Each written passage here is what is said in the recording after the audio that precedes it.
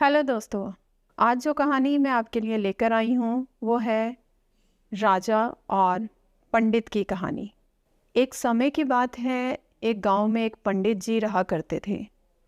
उन्होंने एक साहूकार के पास 500 रुपये ये सोचकर जमा करा दिए कि जब उनकी बेटी की शादी होगी तो ये पैसे उनके काम आएंगे। देखते ही देखते समय निकलता गया और बेटी शादी योग्य हो गई। पंडित जी ने अपनी बेटी के लिए योग्य वर देखना शुरू कर दिया। उन्हें अपनी पुत्री के लिए एक लड़का भी पसंद आया, जिसके बाद पंडित जी साहूकार के पास अपने पैसे लेने गए। साहूकार ने उन्हें पैसे देने से इनकार करते हुए कहा, मेरे पास आपने कोई पैसे जमा नहीं कराए। आपके पास क्या सबूत है कि आपने मेरे पास पैसे रखे थे? क्या आपके पास उसका कोई लिखित प्रमाण है? साहूकार की ये बातें सुनकर पंडित जी परेशान हो जाते हैं और वे समझ जाते हैं कि साहूकार ने उनके पैसे हड़प लिए हैं।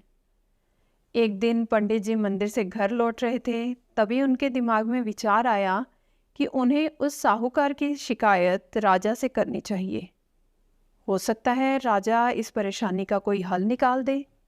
पंडित जी बिना देरी किए राजा से मिलने के लिए पहुंच गए और वहां जाकर उन्होंने अपनी परेशानी राजा के सामने रखी।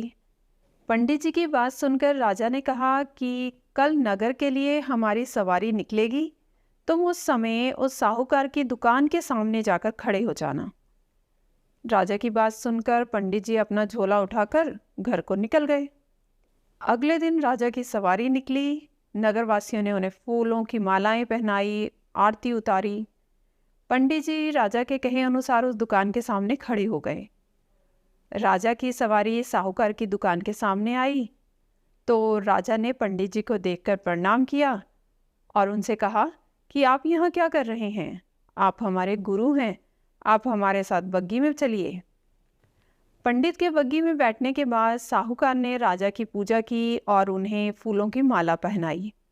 उसके बाद राजा की बग्गी आगे बढ़ गई। पंडित जी को कुछ दूर आगे जाने के बाद राजा ने बग्गी से उतार दिया और बोला कि मैंने अपना काम कर दिया है, अब आगे देखो क्या होता है। पंडित और राजा के संबंध को देखकर साहूकार सोच में पड़ गया और उसे घबराहट होने लगी कि कहीं पंडित उसकी शिकायत राजा से ना कर दे। वह घर जाकर रात भर सो नहीं पाया। सुबह दुकान पर जाकर सबसे पहले साहूकार ने अपने मुनीम को पंडित जी को ससम्मान दुकान में लाने के लिए कहा। मुनीम पंडित जी को ढूंढने निकल गया। कुछ देर बाद पंडित जी उसे नगर में एक पेड़ की छांव में आराम करते हुए नजर आए। मुनीम ने पंडित जी से कहा कि साहूकार ने उनको दुकान में लेकर आने के लिए भेजा है। मुनीम पंडित जी को सम्मान के साथ दुकान लेकर जाता है। साहूकार पंडित जी को आदर सम्मान के साथ बिठाते हुए कहता है, मैंने पुराने खाते की अच्छी तरह जांच की और उसमें आपने मुझे 500 रुपये दिए थे, इसकी जानकारी मिली। ये पैसे पिछले 10 सालों से मेरे पास जमा हैं, जिस वजह से इसका ब्याज मिलाकर ये 12,500 रुपये हो गए। फिर साहूकार उन्हें 13,500 रुपये देता हुआ कहता है कि आपकी बेटी मेरी भी बेटी की तरह है, तो ये 1,000 रुपये मेरी तरफ से उसकी शादी के लिए हैं। साहूकार ने पंडित जी को 13,500 रुपये देकर बड़े ही प्रेम के साथ विदा किया। इस तरह पंडित जी को उनके अपने पैसों के साथ ही उसका ब्याज और शादी के लिए साहूकार की तरफ से 1,000 रुपये अतिरिक्त मिल गए। तो दोस्तों, जब मात्र एक राजा के साथ संबंध होने भर से हमारी विपदा दूर हो जाती है, तो हम अगर इस दुनिया के राजा यानी कि परमात्मा से अपना संबंध जोड़ लें तो हमें कोई भी समस्या, कठिनाई या फिर हमारे साथ किसी भी तरह के अन्याय का तो कोई प्रश्न ही नहीं उत्पन्न होता। तो दोस्तों, अगर आपको मेरी कहानी अच्छी लगी है तो लाइक करें। धन्यवाद।